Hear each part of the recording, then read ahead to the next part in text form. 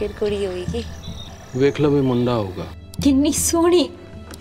ओ मुंडा होया तेरा मुंडा। Have you seen this film, যেখানে একটি সমাজ ও রাজনীতির জটিল বাস্তবতাকে তুলে ধরার পাশাপাশি লিঙ্গ বৈষম্যকেও তুলে ধরা হয় একেবারে অন্যভাবে। ছবির মুখ্য চরিত্র উম্বার সিং, যিনি একজন বলিষ্ঠ অথচ ভেতরে ভেতরে একাকী মানুষ। এই চরিত্রে অভিনয় করেছে দ্য লেজেন্ড ইরফান খান। তার একমাত্র ইচ্ছা ছিল একটি পুত্র সন্তান, কিন্তু ভাগ্যের পরিহাস, তার চতুর্থ সন্তানও একটি কন্যা সন্তান।